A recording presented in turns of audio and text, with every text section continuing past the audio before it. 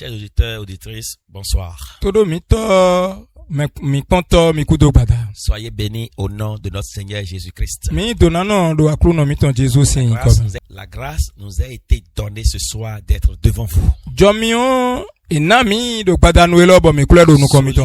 En forme. Mi do usieme bodo ganji à travers l'œuvre que notre Seigneur Jésus-Christ a accomplie à la croix. Dogbon azode akluno mito Jésus-Christ wa do satin di eme. Père, nous te disons merci. To mi do ku ichenu mi. Pour cette œuvre que tu as accomplie pour nous. Nous asoyene de awanu mi. Nous jouissons de ça. Mi do leton doué. Et encore ce soir, bada no elo. Nous voulons encore que tu te manifestes. Bon, mile jolodo winale so wide so khle hu gamo. Avec cette émission. Dogbon nu wiwa elo dali. Donne gloire à ton nom. Na gigonu nu kotwe. Active les cœurs. Dogbe ayi khaleme. Restaure les âmes. Ko ali dans les deux thèmes. Et qu'à la fin nous soyons tous restaurés au nom de Jésus. Bon nous vivons nous mi binayi gigodo thème de Jésus c'est comme. Bien-aimé, nous lisons la parole de Dieu dans le livre de Proverbes 3 verset 27. Mais on a monté mi do ko ma uton kha do we ma proverbe ton meta ton afokwaton La ku wi. parole de Dieu déclare: O ko ma uton la do. Ne refuse pas un bien à celui qui est droit. Magbe dagbede nou mede do na mo dagbe ou. Quand tu as le pouvoir de l'accorder, Nou ado o ronron na donne. pourquoi ne pas le faire? Negben ba manane. Le thème de ce message, O tadena ma o ko eloton. mon frère, ma sœur, Novi sonu novi yonu. aide ton frère pendant qu'il est encore en vie. Gwalo nou novi to e wenue ekpo do gbe. Bien-aimé, Mais yon wana monte. nous vivons dans un monde Mi do gbede me. où beaucoup de personnes reçoivent de fleurs. Bon, me gege e no amon flo ayi. C'est-à-dire, leur corps reçoivent de fleurs. Edo yin wedo wenue ye kue we no aje flo a sodo ye didi. À leur funérailles. Do didi eton wenu. Ces fleurs qu'elles n'ont même pas reçues pendant leur vie. O flo a ene de ye mamo yi do gbe wenu ye ton ayi. Beaucoup de personnes sont célébrées après leur mort. Me gege tin bo eno ana ye yi wenu ye kue. Alors qu'elles ont été ignorées pendant qu'elles étaient encore en vie. Lo wenu ye kado gbe yo me de ke anu ye a. Seigneur, au secours. Aklono wa logo. Aujourd'hui, Egbe yo. Dieu nous interpelle. Maudo avun yolo miwe. Mon frère, Novi aide ton frère pendant qu'il est encore en vie. gwalo nu novi to e do gbe wenu ton. Ne l'attends pas Mano te point dans la tombe do yodome. pour dire qu'il était bon. Lobo na wa do ni wenu e ko do yodome do eyan o. Qu'il était quelqu'un de cœur. Do ayi ka dagbe no we. Ne l'attends pas dans le cercueil Manu wenu e wa do ti ogba me. pour reconnaître sa valeur. E wa na wa tun akwari koton o. N'attends pas la morgue pour témoigner ton affection. Mano te kon wenu e wa do o fifa te wenu e ku be so e do glasi me. E wa na wa do wan yin tu e de klewe o. La vraie compassion agit pendant qu'il est encore temps. Ou le blanu wenu we do ano wa le blanu. Bien-aimé, Me yin wana monti. à travers ce thème, Dogbon tadena e lo dalio. nous appelle à être des secours pour les autres. Mau do mi yolo we do mini alogo nu me defole. Depuis le commencement, Si bibe wenu o. Dieu n'a jamais créé l'homme pour vivre seul. Mau da gbeto nu gbeto na no gbe dodo no. Nous sommes appelés à porter les fardeaux les uns des autres. E tami e yolo mi bonu mina re agban mi non zoleton. Certaines personnes autour de toi souffrent en silence. Me gege lele do e bodo ouve mo e do abo e kwi me. Elles sourient dehors, mais pleurent dedans. Ye no konu do koko amo ye je kwegbe yo ino ya fi. Elles sont debout physiquement, mais tombées spirituellement. Ye do teleo anamo ye do gbe lo ye ka o jayi do gbigbo me. Dieu te dit ce soir, Bon ma do donu e do gbadanu e tu lodo. es peut-être la réponse à leur prière. E si hui do wiwe yin sin kon nu de ye ton. Ne le sais-tu? Atun wa. Tu as une réponse Sinkondokpo ayin. Sur la terre. Nu dede do ayi kungbandi. Tu as une réponse. Ayin de sinkon. Le problème de beaucoup de croyants Otagba ise no gegeton. est qu'ils voient la souffrance, Ewa yin do ye no mo ouvert. mais ferment leurs yeux.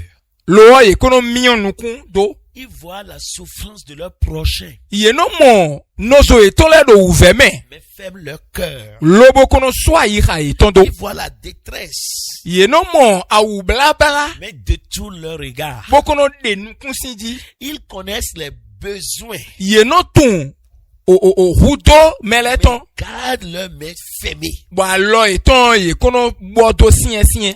Pourtant, Dieu bénit ceux qui deviennent une bénédiction.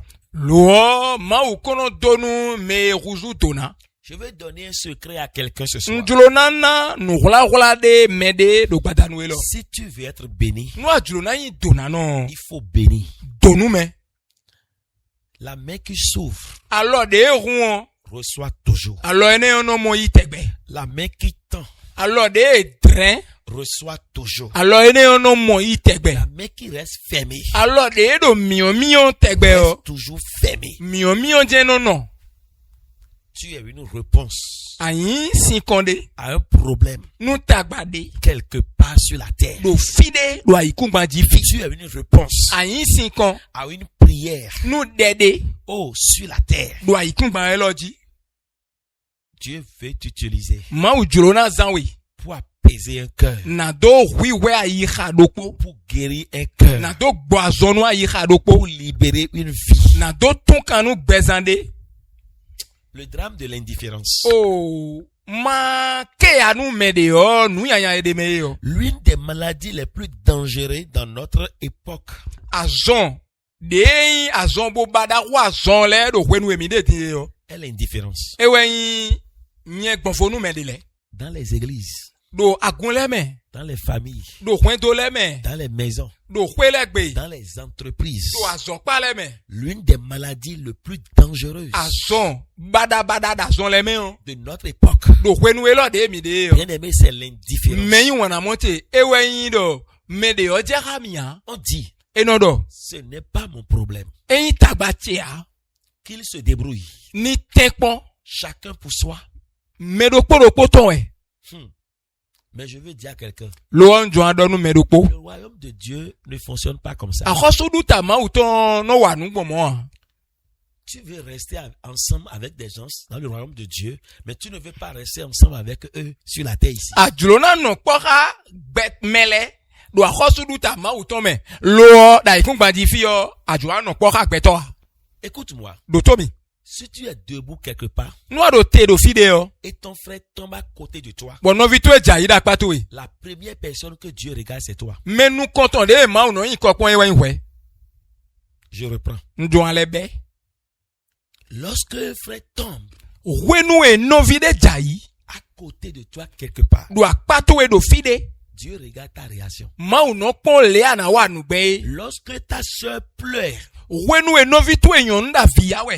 Dieu observe ton cœur. Ma uno pon yi rato we. Lorsque quelqu'un manque de soutien Wenu de mede ma wa mo alogo ha. et souffre, Boro ou feme. Dieu cherche qui sera son prochain. Ma ou no aba me na yin we goto e. Me na yin no viton e. Regarde à côté de toi. Pon akpato e. Est-ce qu'il n'y a pas quelqu'un Me de akpato e flaf wa. qui souffre de quelque chose Bodo ou ven de ton me. dont tu as la réponse? Bo sin kon ka do kwesi. Seigneur, au secours. Aklu no wa logo. Ce qui se passe dans ce monde Nou do DJ we do gbe lo me on. est dangereux, E nyalan desu. surtout à notre époque. Pataki we lo nu de mi de. Chacun est méfiant. Me bi wa se awuwe nu yede. Chacun est dans sa coquille. Me bi me do kpo wa do azin kanton me. Plus personne ne veut aider personne. Me de so bana gwa lo nu me de ya. Chacun se débrouille seul. Me do kpo no huhu e nu ede no do dudu e. Personne ne veut considérer l'acte de personne. Me de so julo na yin nu kunpon afodi de me de oton han. Personne ne veut remercier personne. Me de so jo an doku nu me de ya.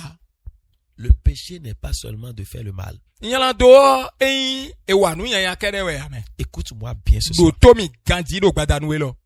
Le péché est de pouvoir faire le bien et refuser de le faire. O nyala do we yin do. E ren we na wa dagbe bo ka gbe do mi kun wa o.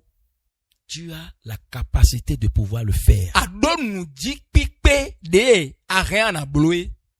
Mais tu refuses de le faire. Lo agbe do mi kun blo.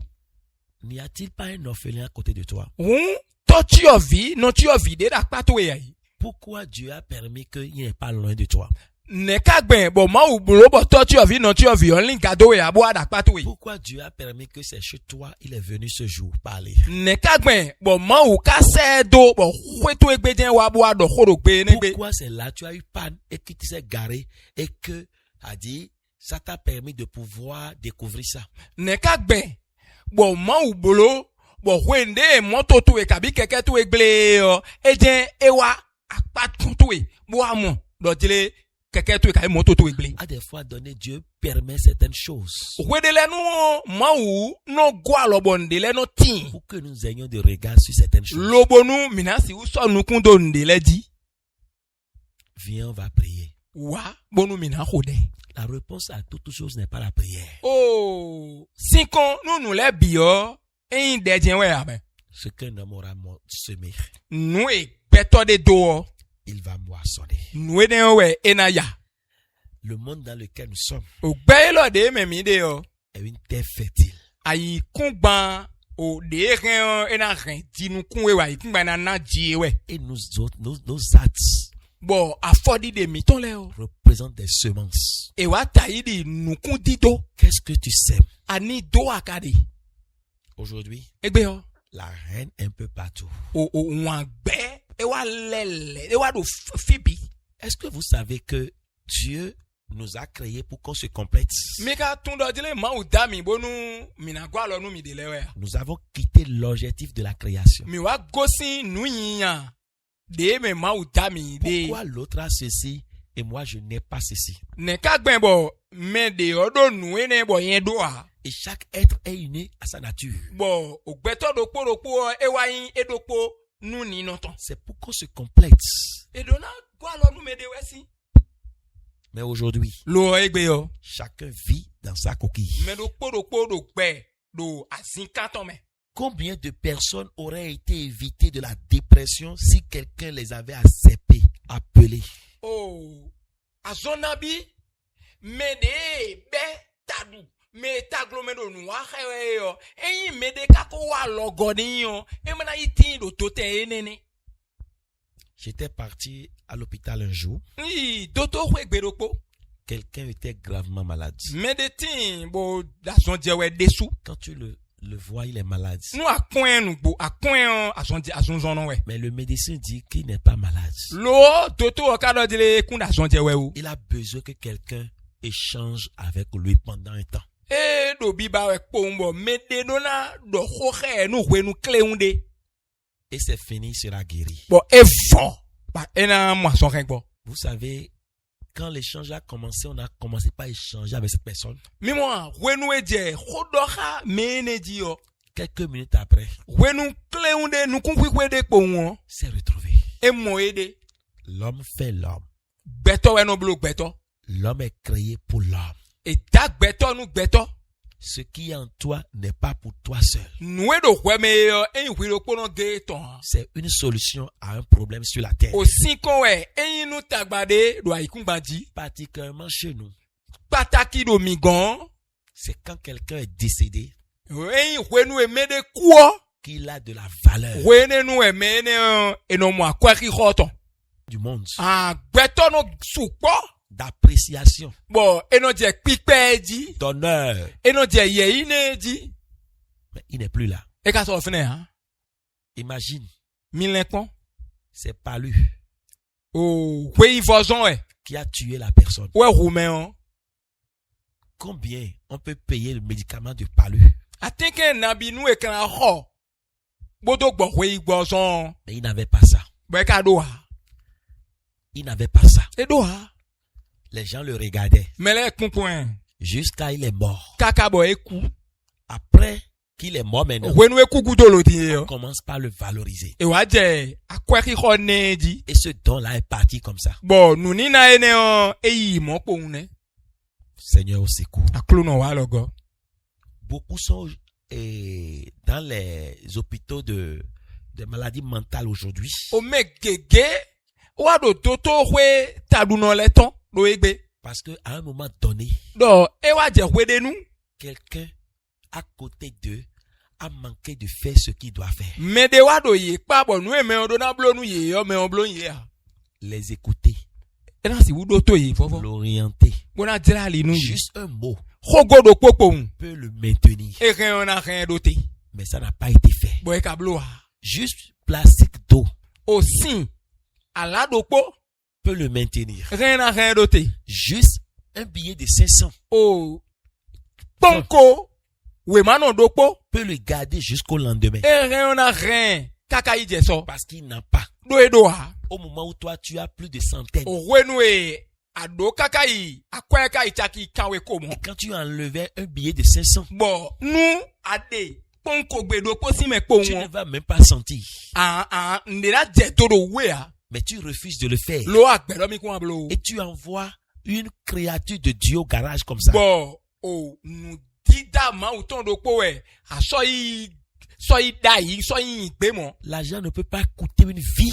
akwe si ogbe ame La vie est chère. ogbe o va igbe o do pinpin me Et tu lui dis, viens, on va prier. bado wa nu mi ni ko de La prière joue son rôle. de do azoton L'argent joue aussi son rôle. akwe lo do azoton Le bien matériel joue son rôle. onu de do da lo me Parler avec quelqu'un joue son rôle. o khodo ha me lo do azoton Combien de foyers auraient été sauvés o kwento nabi e ka ren na holenga si quelqu'un était intervenu à temps? eyin me de ya wa hwenu etagbade Dada, dada si tu pouvais faire comme ça, nu asi hublo mo ça va amoindrir la colère de ton mari. o khome sinsin asutu eton ena depo Mais lo je ne vais même pas mettre ma bouche dedans. na zenu che deme lo vovo Il peut s'entretuer. yesi huye de Et tu es là. ba fine Tu es content de les voir même séparés. le ale ba khome le huwe lo bonu ye kan Or, un simple mot que tu vas prononcer lo khodo po gede ana do va guérir les cœurs ena gbason na yika et les eton réunir. bona khoyi pele Les enfants auront un avenir meilleur. bo vile na do sogudo dagbe Mais tu as détruit une génération. nion aren kun kan do ko vasudo C'est un acte que tu as posé. for the we ba de Et c'est une semence que tu as mise sur la bonu terre. kun yin mo ba to Combien de destinées auraient été restaurées si quelqu'un avait tendu la main? o rendoa nabi e karen e na ko dila do teme eyin me de dren alo pon Ça me rappelait quand on était sur le campus, on étudiait. wa flimi wende ndo klon ijala ivo bodo we maklon we À un temps donné où l'argent nous manquait, e wa je wede nu bo akwe sodomisia les parents sont loin. bo medino le mi ka lin gado yi Comment on va faire? ne mi na blo gben On s'organise. mi wa blo tuto me Toi, tu vas chez tel ancien, Weo anayi me ho agunton ligon tu vas aller rendre visite. banayi drekon Toi, tu vas chez tel ancien. Weo anayi me ho agunton levo On ligon se partage. bo mi no ma mi de mo Mais quand on va là-bas, e mi idan on nous donnait à manger, e no nan dudu mi bo mi no du rassasié. bo mi no goho On revient, on se croise, on est comblé de joie. e mi leko mi no akple do fideo ayaje mi ton no go Et on étudie, on a l'encouragement, la force maintenant d'étudier encore plus. bo mi no do ronron adogbigbo mo le plon nu huga Regardez, j'ai le courage de le dire aujourd'hui. mi pon ndo adogbigbo bodo du do edo Et egbe chaque fois quand je vois ces anciens, je suis content d'eux. bo wedebu nu eno mo me ho agunton enele yo home itono Parce humi qu'ils ont participé à quelque chose dans ma vie. do ye go alo nunu de do gbeche me Auraient été des gens comme toi o esi hu ayin gbeto de le di hwedo qui m'écoutent maintenant. bodo to do mi edin Tu restes en haut alo anga et tu vois qui est au portail. paran pon modo me ka kon to godi Allez leur dire que papa n'est pas là. mi do nu ye do papa kun okwegbe o Fermez mon portail. mi so kon to bote nu mi Ils peuvent mourir de faim. ye ren hovena huye ben Tu as exterminé une génération comme ça. o kun kan do po we avasu do mo ne À cause du faux aujourd'hui. do nous blé wiwa do egbe yo. Beaucoup ont manqué de faire du bien. Mais gege wa gon dagbe wa. Est-ce que c'est le faux qu'on va regarder pour ne pas faire du bien? Nous manyi nous an be do bloblo wa do egbe din e kwena pon bona gon dagbe wa. Ce qui se passe, les ingrats des gens aujourd'hui que tu vas regarder pour ne pas faire du bien. Nous do jije wa do egbe matun dagbe wan yin de mele do sinsan wa egbe din e kwena pon bona gon dagbe wa. Est-ce que tu sais que le Dieu qu'on appelle là Atun do ma wude mi no yo lo. a des fois donné? Kwedele nu wa suwo. Certains hommes sur la terre sont des dieux pour certains hommes. Ogbeto de da ikungbandi no ayin ma wunu medele ya. Tu dois passer par quelqu'un. Adona gbon medeji. Quelqu'un doit trouver la porte. Mede kpo do na honhon we. Quelqu'un doit trouver le chemin. Medo kpo do na hon lin we. Je suis en train d'échanger avec un grand cadre de ce pays. Ndo khodo kha o gan de to elo meton we. Comment tu as fait et tu es arrivé là? Ne ka blogben bo wa ije ten elo me. Il m'a dit, Be do nu mi do. pasteur, Le gbokoto. pasteur, Le gbokoto. vraiment, quand je me rappelle de ça aujourd'hui, Nu flin. Le blogben do egbe yo. je n'avais personne. Hein. Ndo me de bu ame. Je n'avais pas de cadre Ndo owe ma seto de ya. qui peut me pousser. De na sisebi do nu kon ya. Mais c'est un frère. No vidéo. Lui, il a l'aimabilité de fréquenter une maison. Et edo bono kule bono yi kule kwe de gbe pon. Et un jour, Gbero po. ils sont en train de discuter, Yedo khodo we. rechercher une compétence. Bo yedo me tunde ba. Et il les a dit, Be do nu yedo. j'ai quelqu'un, Ndo me do po. je ne vous dis pas forcer, Ndo tantan nu mi yame. je vais l'appeler. Na yolo e Si wa. vous voyez qu'il est utile, Nu mi pon do eyon efifi sinsa on. c'est bien. Eyon Quelqu'un a quelque chose dont tu as besoin. me de do nu de ba do hudo nu ton. Riche, Akwedo. quelqu'un a quelque chose. Kwame akwedo me de do nde. Si pauvre qu'il est, Bo wa mono de yin somo. il a quelque chose Edo nde. dont tu as besoin Bo we akwedo ado hudo nu ton. pour régler quelque chose dans ta vie. Na do jela nde do gbezan to we me. On lui a dit, appelle-le. Be yo adonu me odo yolo e wa. Il me dit qu'il est parti ce jour. Be wa do don mi edo gbe ne gbe wa ilo mi bo mi. Il a bien fait le travail Mi wa so e son mi e ganji. et c'est fini. E fotene. On a commencé par le propulser. E je sise do nu konji. Et aujourd'hui, il Ouais. est à un niveau élevé. Bo e gbe tiyan e wa do ten e da gade me. Mais ce que j'entends aujourd'hui, Nu de nka do sise we do e gbe tiyan je le ne o. vais pas aider quelqu'un. Nso yen sana gwa lo nu me de ya me. Même quand on met quelqu'un sous toi, Nu e tre so me de do klo to we yo. qu'il puisse venir apprendre quelque chose. Bo nu e na wa bo akplon de yo. Il n'a pas d'expérience. Ah me ne o e no tunu o. Il est nul. E tun de bu ha. Il ne sait rien faire. E yon de blo ha. Et ce qui me fait peur, Bo nu e no wa do khesi nu et mi qui yo. me fait pleurer aujourd'hui, Bo nu e no le adafi nu mi do egbe yo. il y a des pères O to de le de. dans la société, Do aso pale me. dans les ministères, Do akosu zo kwele. et qui rejettent la jeunesse, Bono yin jonjo jale. qui ne veut pas tendre la main à la jeunesse. Ye no bana dran lo nu jonjo jale lo. Ils n'ont pas de compétences. Ah jonjo jale le ye do nu ti pipe ha. Ils n'ont pas d'expérience. Ye tun de bu ha. Quand tu ne lui donnes pas la main de pouvoir toucher la chose, Nu amaka ne alo bena dalo nu wa o. comment tu vas détecter ce que Dieu a mis en lui? Ne kan agbe bona tunu e ma o so do e yeme. Il faut expérience de 15 ans, Ah edo na ko blo nu blo nu kwa foton. de 10 ans, Kwe o de 3 ans. kwa ton. Toi qui dis ça là, Rome edo modo he yo. tu es né avec expérience. E di we kodo nu etunde po we. C'est quelqu'un qui t'a accepté sans expérience avant que tu ne deviennes aujourd'hui quelque chose avec expérience, non? Oh, me de je yiwe matunde towe. Chobo egbe diyan awayin nu tuto ai. Je ne vais jamais aider quelqu'un. Ah na gwalo nu me de Jamais. gbede. Mais quelqu'un qui a aidé toi, non? Me de we gwalo nu we. Avant que tu n'aies ce que tu es aujourd'hui. Choba na yin nu ayin egbe ai. Mais tu as fermé la porte aux autres. Diyan we su hondo me de vole. Continue comme ça.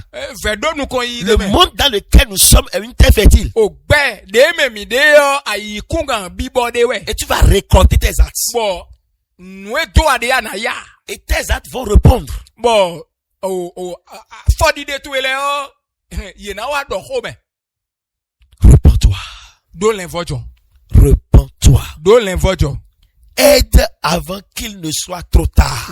Quoi lo chobe enado ekolintin. Il y a des paroles qui arrivent trop tard. O khodele no wa do gangudo. Il y a des excuses qui arrivent trop tard. Kweso ke ntun ame dele no wa do gangudo. Mais il n'y avait plus de solution. Lo sinkonso wa de hwede no wa. Il y a des soutiens qui arrivent trop tard. Alors godele no wa do gangudo. On ne sait même plus à quoi faire. Mais son tu nou na to wa na ya. Parce qu'au moment où on avait besoin, So hwenu e da logo ene ba we. tu as fermé les yeux. A miyon nu kundo. Dorcas est décédé. Dorcas iku. Mais ses actes l'ont ramené en vie. Lo afodi de ton walo ton leo gwe wa gbe. Les gens disent, Mele do. elle ne peut pas partir comme ça. Esi huyi mo. Regardez, Mikon. c'est elle, c'est elle, Eye, c'est elle, c'est elle. ewe. Qu'est-ce que les gens vont dire de toi aujourd'hui si tu mourais? Eyi hwe kudo egbediyan ani gbeto le kina do ututo yi. Le méchant là est parti Gbeto bada ene yi. sans rien semer. Bo don debout. Un jour, j'entendais un jeune dire, Gbedokpo jonjo jade do dudo we do. il est un méchant. Menyanya biwe. Il a quitté l'administration sans aider personne. E gosin akhosu zome bo gwa lo nu me debout. Il a tellement de connaissances. E ka tun gbeto din. Il pouvait propulser ses enfants, E rena si se vito le do nu konsi. ses frères alentours. O no vito ele le de Mais le. il n'a rien fait à personne. Lo e wa debu nu me de ya. Il est mort fatal. Boku fata. Tu veux mourir aussi fatal, non? Wile so adwan ku fata re. Sans rien semer. Ma don debu.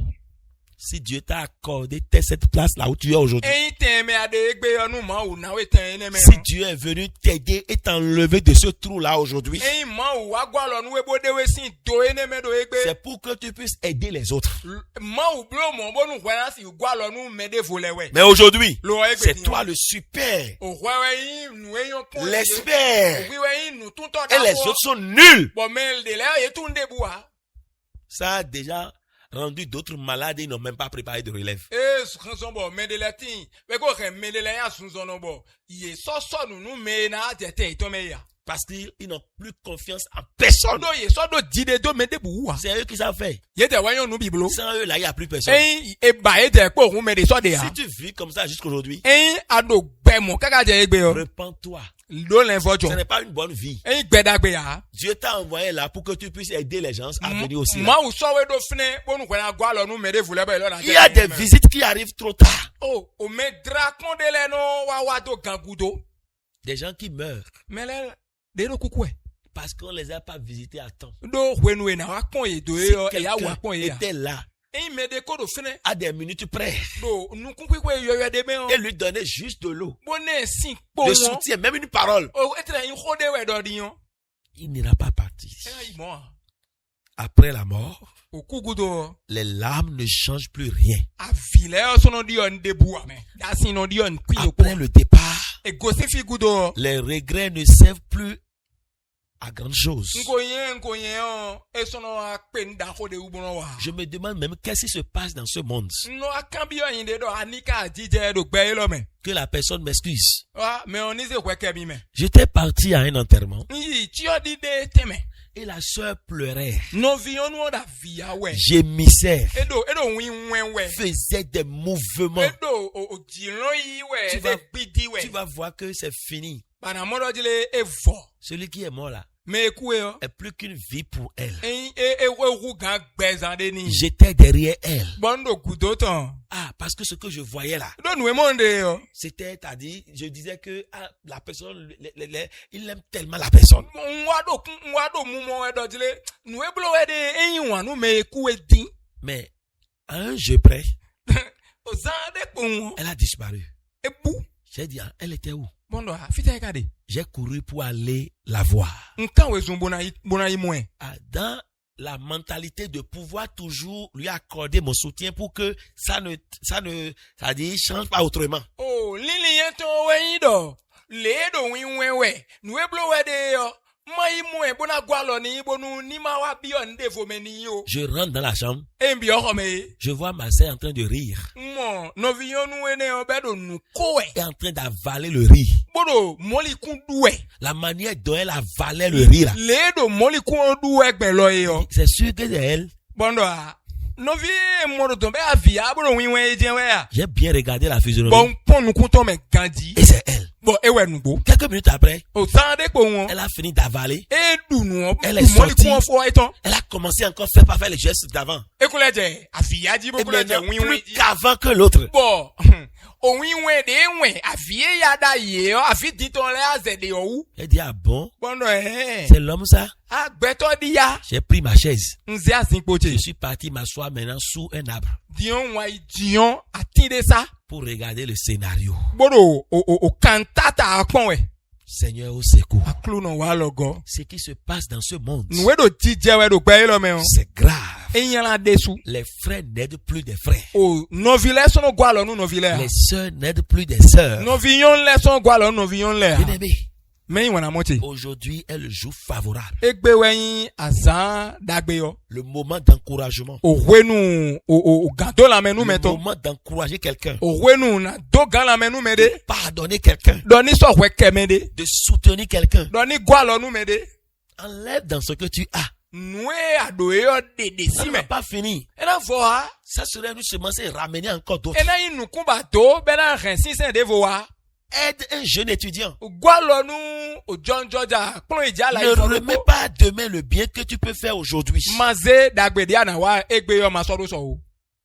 L'aide ne se limite pas seulement à l'argent. Oh, alors gonu me on yan kwe kere we abe. Beaucoup pensent que l'aide signifie seulement donner l'argent. Oh, me gege no le do jele enu edo alo gonu me ko akwe je ana me. Non, E o, tu peux aider aka na gwa lo nu me. par la prière sincère, Dogbon de nugbo dali. par une parole d'encouragement, Dogbon ho gado la me nu par meton. un conseil inspiré. Dogbon nu plon me bigbo metonde. Une vieille m'a dit un jour, Ah, yan ko vide do nu mi dedoko. Pasteur, Lengbo koto. moi je n'ai rien à te donner. Yen don de bubo na na we Mais ya. la seule chose que je te donne là, Am lo nu do ko endo bu na na we yo. chaque matin, Zanzan tegbe yo. je m'agenouille et je prie pour toi. No jekpo, bu no ho den we. J'ai dit, tu me donnes plus que tout au monde. Ndo yankovi mama anonami ru mebi Celui qui me soutient en prière medo alo gonu mi edo deme on est celui qui me fortifie. eyin mede edo gado la menu mi Bien we aimé, me yin wona moche un conseil inspiré, o nu plon me gbigbo siso tonde une visite fraternelle, o nu eze wanyin bo ipo me on une écoute attentive. o todo me siso de Aujourd'hui, egbe o surtout les femmes pataki yon le ont besoin qu'on les écoute. yedo biba we do eni do tomi Je vous assure, nu gbodo anu mi wende elles ont des choses sur le cœur ye donde le do ayi kha eton le me que personne ne veut plus entendre. bo me de so bana do to ha Le temps pour entendre, e do wenu na to se nu Oui. ko eton écouter son prochain. na to si udo to unwe gometon Un accompagnement spirituel, c'est-à-dire un compagnon d'œuvre. o me na no po khaye do gbigbo me Bien aimé, me yin wana moti un pardon accordé. o we so kede be na me C'est pas seulement l'argent. en kwe dandan we ha Parfois, une parole peut sauver une vie. o we de lenu hogo do ko ren na hule gbegan Le Seigneur m'a inspiré un jour, j'ai mis une parole sur mon statut. ma wu na mi gbode me gbero po bo nze hogo do ko de do statut te di La dame m'a appelé. na we yo lo mi Il dit, pasteur, e do len gbogoto vous venez de me donner une seconde chance de vivre. mi wa na mi o gbeni no we go Parce que quand j'ai lu le message, wende nka hogo mi ton sincèrement parlant, ma do hojo honu mi on la parole m'a touché. ho e biyo yen me Je suis revenu à moi.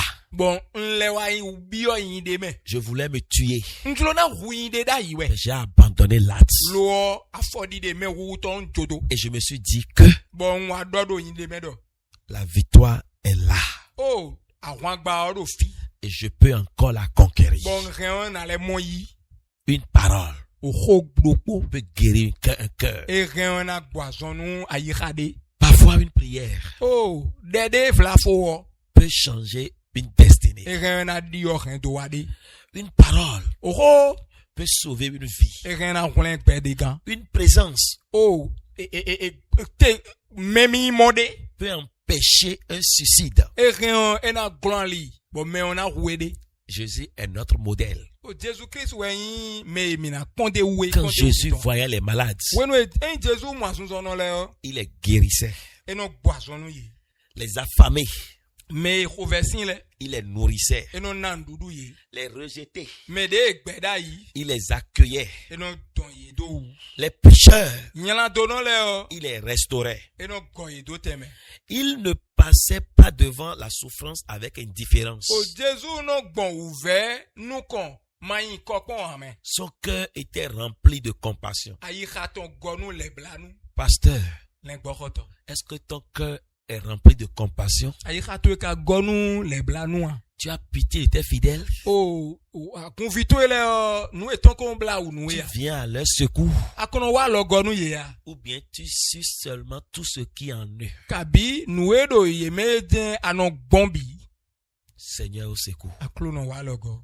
Aujourd'hui encore, Egbe dion. Jésus nous demande, Jésus do bio mi edo. aime ton prochain comme toi-même. Yin wanu nozoto edi hwide su no do. Le véritable christianisme Oh, o ma o sinsen nu bo. ne se mesure pas seulement dans les champs, Eyin han kere mewe no jele do. les jeûnes, John Jojale. les prédications. Oh, eno do nu bla bla me. Do ma o hodi do me. Il se mesure aussi par l'amour Eno le ajele do bon wanyin me. que nous manifestons aux autres. Wanyin de mi no de khle me de volei. Peut-être qu'autour de toi se trouve quelqu'un qui attend simplement une main tendue. E si wanyin do le do tento e o. Me do po do te pon alo dren do po. Une personne qui lutte dans le silence. Me do po do hun khoe do abo Un hui. frère qui traverse une vallée de larmes. O no vide do avado. Avito me gbon we. Une sœur qui est au bord du découragement. No viyon nou de eko gbojo bi. Ne ferme pas ton cœur. Ma swa yi khato e o. Ne reporte pas Ma ze so do so ton aide. alogo to e o. Ne remets pas ton amour à plus tard. Ma ze wanyin to e do eko ya o. Mon frère, No vite. aide ton frère pendant qu'il est encore en vie. Gwa lo nou no vito e kwe nou ekpo do gbe o. Ma sœur, No viyon nou. aide ta sœur pendant qu'elle est encore Gwa en lo vie. nou no viyon to e kwe nde ekpo do gbe o. Car un jour, Do kwe do po. il sera trop tard pour faire ce que tu pouvais faire aujourd'hui. Nou e adablo do ekbe o. So ena wanyin do jile. Eko li. Sois béni, Nyi to nanon. sois fortifié. Nyi gado la Et mena. que la grâce de Dieu Bonu chomi o mauton. libère un cœur Ni aujourd'hui. ton kanon ayi khade do ekbe. Au nom puissant de Jésus-Christ. Do nou ko ron no Jésus Christ. Shalom. FIFA.